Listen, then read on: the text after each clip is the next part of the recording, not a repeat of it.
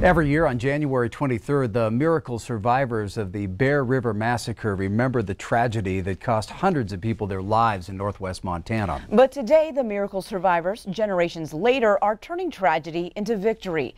MTN's Lindsay Hyatt tells us how. A century and a half ago, this scene of community and learning was the site of tragedy and hurting. Beyond the hills and down by the river, hundreds of natives were massacred. Now the Blackfeet tribe is shedding light on a day of darkness. Today is a victorious day. Blackfeet member Theda Newbreast says that this day of historical tragedy is one that has the power to unite a democracy. We're at a different place today because we're trying to mend all of our people together. We're trying to have some forgiveness and be a true democracy. As the first Americans, the natives are reaching out to their fellow countrymen. It's all about forgiveness, and it's all about us coming together as all Americans. And we're the first Americans, and so we're putting our hand halfway across the table to everyone. To right the wrongs of the past.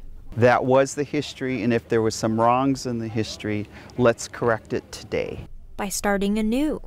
Forgiveness happens when we start new. It's total renewal, it's total reclaiming, it's almost like a rebirth. And learning from past mistakes. We learn the history and then we behave more maturely.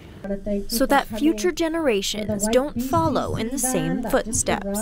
There's hundreds of students here that are from the 7th, 8th, 9th, 10th grade. We want them to see that we're correcting history today. And doing right by their brothers and sisters of the red, white, and blue.